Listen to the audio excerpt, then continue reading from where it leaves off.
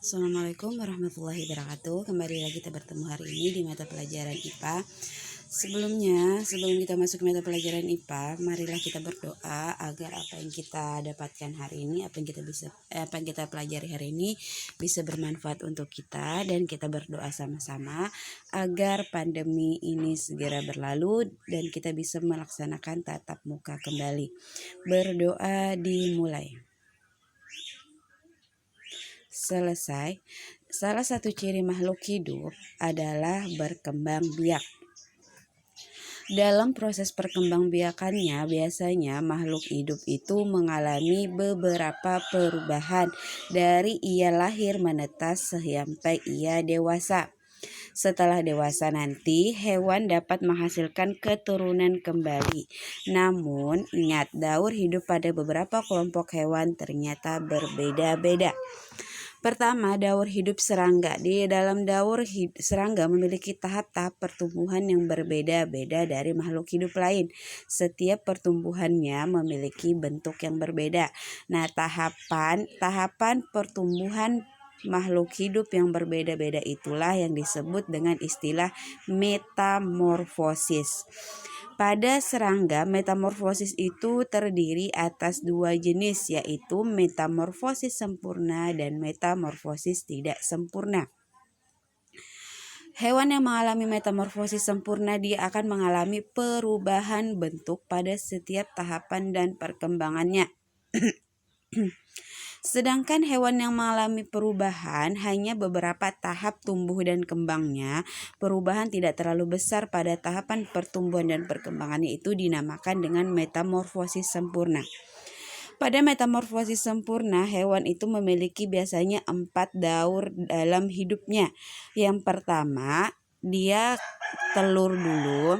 Telur akan menetas, berubah menjadi larva. Selanjutnya larva berkembang menjadi pupa. Selanjutnya berkembang menjadi makhluk hidup dewasa. Keempat tahap pertumbuhan tersebut masing-masing memiliki tahap yang berbeda-beda. Kalian bisa lihat contoh hewan yang mengalami metamorfosis sempurna itu adalah kupu-kupu. Selain kupu-kupu, itu yang mengalami metamorfosis sempurna itu seperti lalat dan nyamuk, itu juga hewan-hewan yang memiliki metamorfosis sempurna. Kalian bisa lihat dari telur berubah menjadi ulat, ulat dibungkus menjadi kepompong, terus kepompong berkembang menjadi kupu-kupu muda sampai menjadi kupu-kupu dewasa. Nah, metamorfosis tidak sempurna kalian bisa lihat pada contoh daur hidup kecoa, di mana pada setiap perubahan dalam setiap tahap pertumbuhan dan perkembangannya itu tidak terlalu berbeda.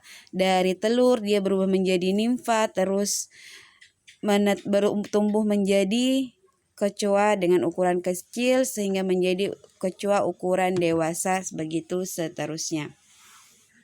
Mula-mula telur kecoa akan menetas menjadi nimfa. Nimfa adalah tahapan tubuh hewan muda.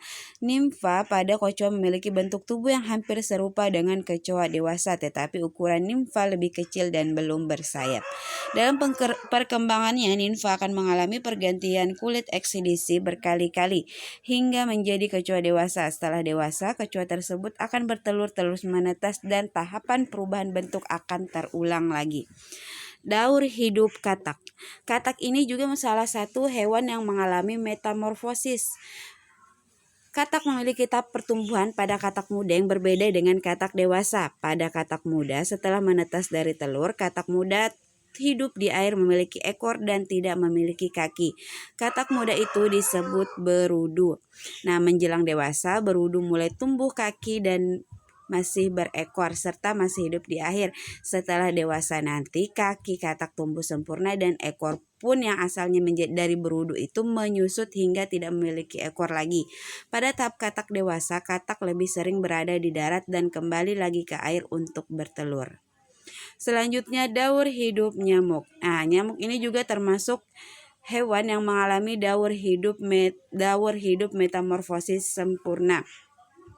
Karena perubahannya dari setiap pertumbuhan dan perkembangannya itu bentuknya itu selalu berbeda-beda.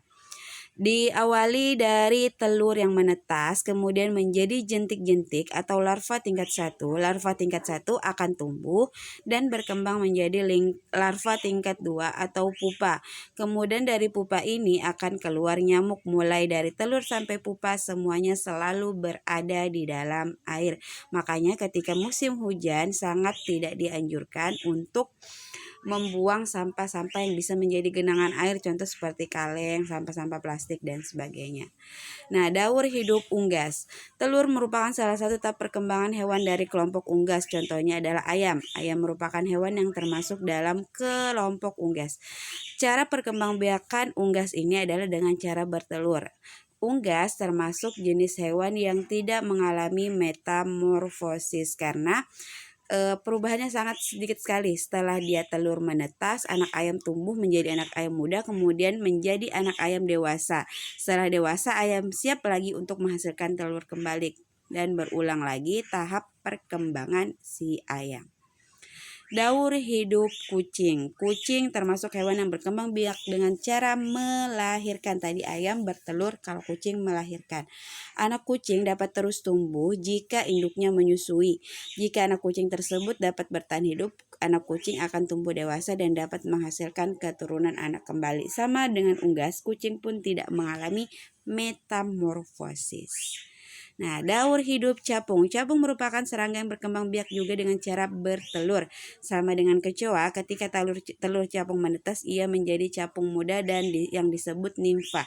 Setelah kurang lebih mengalami pergantian kulit sebanyak 10 kali, capung akan berubah menjadi capung dewasa. Jadi, capung dapat kita sebut metamorfosisnya itu juga metamorfosis tidak sempurna karena hampir sama dengan kecoa. Perubahannya tidak terlalu berbeda setiap tumbuh kembangnya. Untuk manfaat tumbuhan itu antara sebagai berikut: sebagai sumber bahan pangan, bahan sandang atau pakaian. Biasanya ini diambil dari bagian kulit, peralatan rumah tangga, produk kesehatan. Nah, silakan kerjakan tugas IPA halaman 69 sampai 72.